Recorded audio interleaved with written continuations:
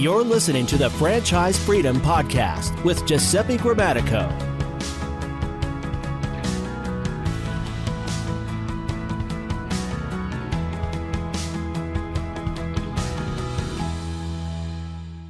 Welcome to the Franchise Freedom Podcast. I'm your host, Giuseppe Grammatico, your franchise guide, the show where we help corporate executives experience time and financial freedom via franchising. Thanks for joining us today.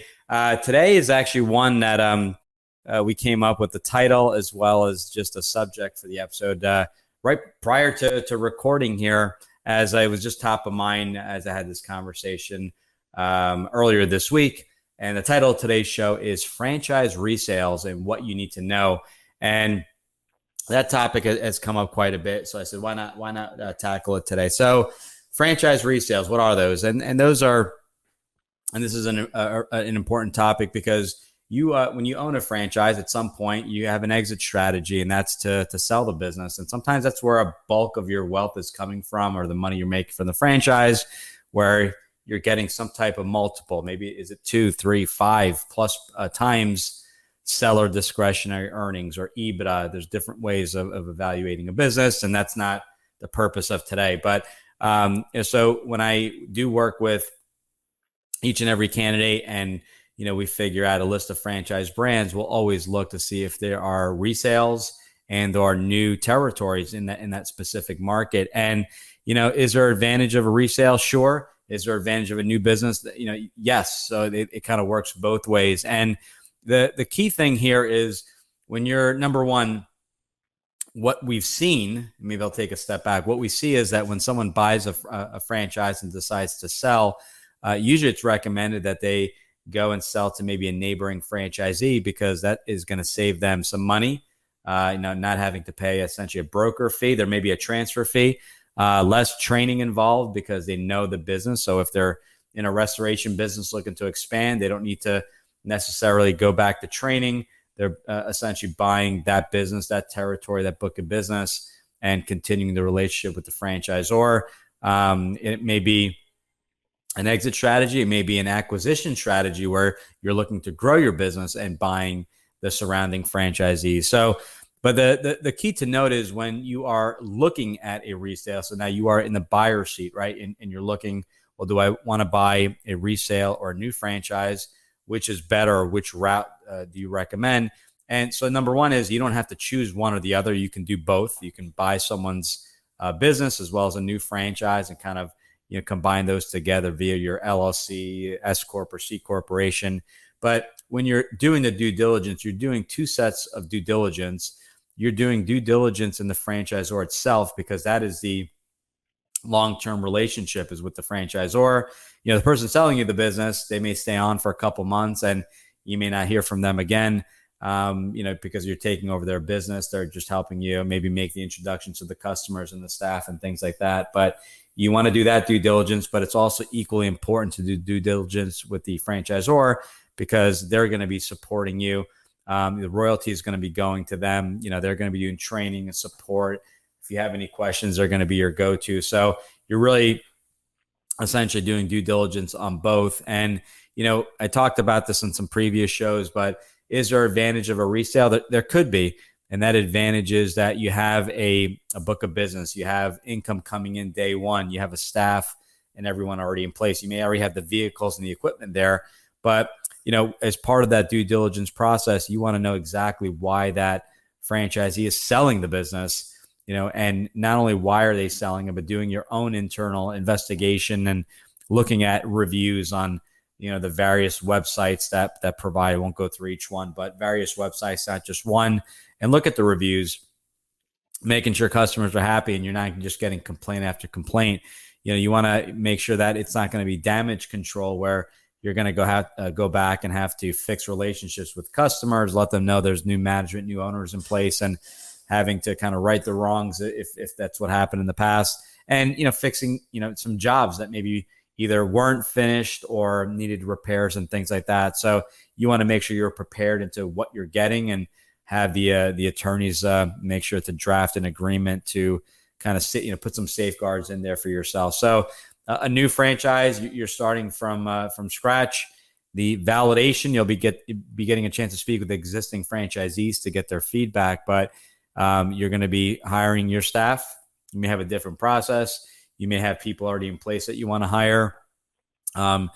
Customers, well, you won't have any because you're going to be starting from scratch. So, but usually the investment will come in less. So the advantage is that you'll save some money and start it on the right foot and not have to go back and do the due diligence of another business. But in some cases, you have a brand that is more established, and that brand has less openings or availability with their franchise. The next territory may be 2 hours from where you currently live, and you come across a resale, which happened to a family I was working with beginning of this year, and worked out great. So really, 2 sets of due diligence. You want to make sure that you get to know the franchisor well, since that's going to be the long-term relationship. You want to get a clear understanding of the current business, why they're selling. Look at reviews, talk to customers, make sure that payments weren't received as down payments for future work to get done. If that's the case, that money needs to go to you, since you're going to be finishing off that work. And you want to make sure, as far as the business goes, if it is a more robust business, that the market isn't oversaturated as well. If the average franchisee is doing X per territory and you're at that point and exceeding, how much more market share is there? Is that franchise, that resale, really kind of at capacity? So is it worth buying and maybe adding a new territory that you can continue that expansion? So things to think about in the resale process. I have people that just look for resales, and then when I show them some resales, or maybe there aren't any resales, because we do tend to see less and less because franchisees are buying from one another. They're shocked at, okay, well, if I go the new franchise route, new territory, how quickly they can get up and running. And as I mentioned in the last episode, we've seen home service brands, brands that don't require brick and mortar or an office, up and running in 30 to 90 days, which is crazy, right? You go to training, you are up and running, not just like, okay, I'm ready to get going, but in many cases that marketing engine has already been turned on for you. So you could potentially be set up with sales appointments to be going out on day one as you're in training, and the marketing is set up and the calendars are opened up, knowing exactly when you're back in the office or back home. So some advantages there. Not against resales. It's really kind of, okay, what are my options in the territory that I'm looking at?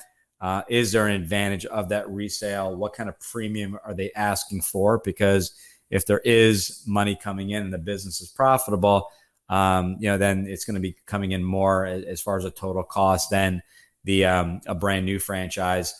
Pre-approvals, we've got this question as well. When you look at a resale or new franchise and you are looking at, just say an SBA loan, you need to get 2 pre-approvals. One is going to be for the resale, and then the other is going to be for the new franchise. So keep that in mind. Not a big deal. There's usually no cost or hard credit check for that. It's a simple check and a quick approval, typically within I think it's 24 to 48 hours, and there's usually no cost for the pre-approval, and then there's a cost if you decide to move forward.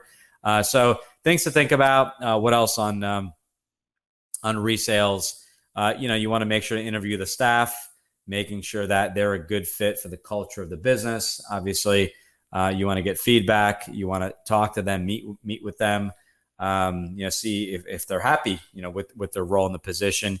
You want to check the state of everything, state of the vehicles, state of the equipment, if that's included in the deal, and if there's if that's included in the franchise. If it's a coaching business, obviously going to be less moving parts, but you want to look at also the potential to make money. So if you are in a business that,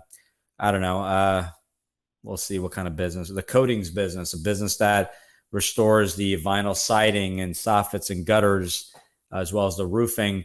If you have, a couple hundred customers that you've serviced, and now you're offering, which is one particular brand offers, a cabinet resurfacing and refacing via this, proprietary technology. You have the ability now to potentially upsell 200 customers that you've done work for in the exterior of their home to do their cabinets. So, that won't be necessarily reflected in the financials, but when you look at the customer list of what you're getting. And you go down the list, you maybe call some, you find out they're happy.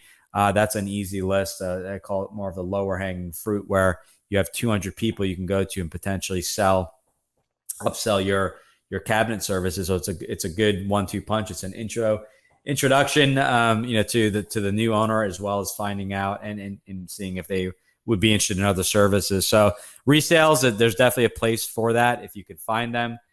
People ask me all the time, why don't you have more resales? And I said it's because they're being sold amongst each of the franchisees. And you'll definitely understand that as you buy your business and go to exit, and the potential savings of going that route. It's much smoother, saving you quite a bit of money. So hopefully that's helpful. A lot of resales, when I work with families, I kind of dig up and I contact a business or one of the development managers for one of the particular franchises that may not have any resales. And I'll come back and say, well, are there any potential? And they may come back, which has happened before, and said, well, so-and-so in, this part of Kentucky was talking about retiring. Why don't we give them a call to see if they'd still be interested, and find out that they actually are. They're going to need a little bit of time to transition and get all the financials together. But you start to dig up potential resales in the area, as well as people at some point are going to be looking to do something with their business, whether it be selling it, pass it down to those previous generations. Maybe it's their children, their grandchildren, but there's some type of exit. That event that really you could reap the benefits of all those all that hard work and all those years of really working that business. So hopefully this is helpful. Getting into the ins and outs of resales, we can definitely talk at length, but there's obviously, looking at the financials, looking for other things such as growth year over year. And also, the involvement of the owner. If the owner is working 40 to 50 hours a week, and you are looking to own that business, reap the benefit of that profitability of the business, but not be involved that much, maybe involved 10 or 20 hours a week, you're going to need to figure out the added cost of the general manager, which can affect the overall valuation and the multiple in that business. We had an awesome show with David C. Barnett. Definitely want to check out that episode on exit strategies when you are looking to sell, things to look for. And that doesn't start when you're about to sell. That starts day one in structuring a business, business that doesn't involve you 24/7, that's consistently growing and keeping their costs low as well. So great episode we can share in the show notes. And if you have any questions on resales or any way we can help, definitely give us a shout. Go to the website, ggthefranchiseguide.com. Hopefully by the time this episode airs, we'll have the new version of the site. We've made some changes, made it really just much easier to navigate. A lot of the assets there, the book, the workshop, the podcast. So we're always looking to add frequently asked questions and additional shows. This is, I believe, episode 171. So looking to continue the show, weekly show here on out, and looking forward to your feedback, your comments for content for future episodes. Again, thanks again for the support, everyone. We really appreciate it. Thanks for your questions. And if you found some value, please like, share, subscribe on YouTube. Share this with one individual that could benefit from this. Our job is to help one person a day, figure out if a franchise or business may be a good fit. So thanks again for joining us today, and we will talk soon. Take care. Thanks for tuning in. Whenever you're ready, here are 3 ways Giuseppe can help. 1. If you've ever considered owning a business of any kind, you owe it to yourself to get a copy of Giuseppe's book, Franchise Freedom. Download your free copy at ggthefranchiseguide.com/book. 2. Want to understand how successful executives make the transition from corporate to owning their own franchise? Join Giuseppe's next online presentation, Franchise Freedom: How to Escape the Corporate World and Have Financial and Time Freedom by Owning a Franchise, by going to ggthefranchiseguide.com/video. 3. Want to work with Giuseppe one-on-one to identify the right franchise opportunity for you, to navigate the process, and get plugged into experienced franchising advisors? Send him an email to gg@ggthefranchiseguide.com with one-on-one in the subject, and he'll send you all the details.